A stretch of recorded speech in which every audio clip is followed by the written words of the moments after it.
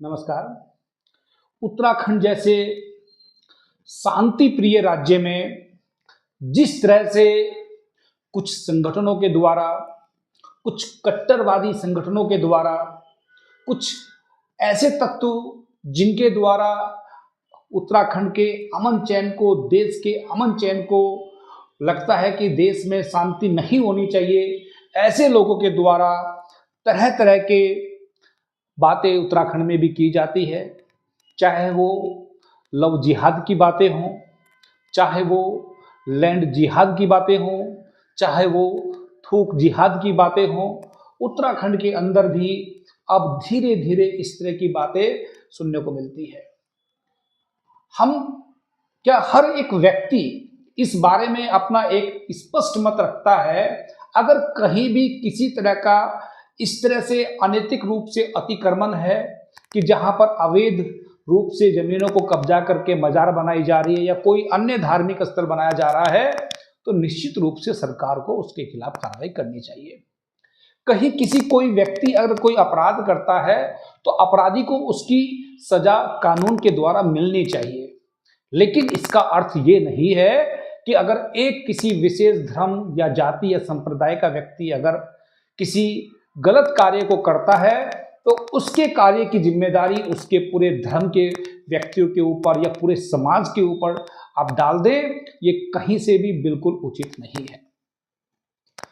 अगर कोई अपराधी है, किसी धर्म विशेष का व्यक्ति कोई अपराधी है, आप उसको दंड दीजिए, आप उसको दंड दिलाने के लिए संघर्ष कीजिए अगर आपको लगता है सरकार उसके लिए तैयार नहीं है। लेकिन आप एक तरह से पूरे उत्तराखंड के अंदर एक समाज को इस तरह से कहें कि पूरा उत्तराखंड खाली कर दो, ये तो बिल्कुल भी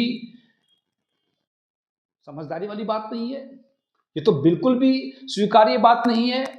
इसको तो कोई भी व्यक्ति स्वीकार नहीं कर सकता। कहां है उत्तराखंड के 140 करोड़ की बात करने वाले? भारत देश केवल हिंदुओं का देश नहीं है, भारत किसी एक जाति विशेष के लोगों का देश नहीं है, भारत 140 करोड़ लोगों का है।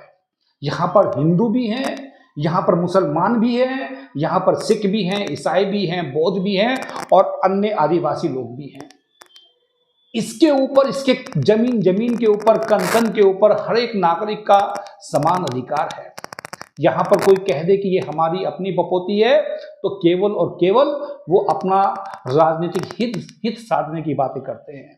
अक्सर कुछ धार्मिक संगठन इस बात को लेकर के लगातार आंदोलित रहते हैं, इस बात का लेकर के ऐसा माहौल बनाने की कोशिश करते हैं कि उत्तराखंड के अंदर या पूरे देश के अंदर एक धर्म विशेष के लोगों की संख्या बहुत तेजी से बढ़ रही है और वो धीरे धीरे करके पूरे देश के ऊपर, प्रदेश के ऊपर अपना अधिकार स्थापित करेंगे। अगर ये समस्या आपको लगती है तो सरकार कर क्या रही है?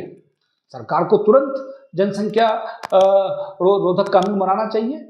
सरकार क्यों डरती है? ये तो पूर्ण बहुमत की सरकार थी, उत्तराखंड में भी पूर्ण बहुमत की सरकार है, पूरे देश में पूर्ण बहुमत की सरकार है, रही है, पहले भी 10 साल रही है।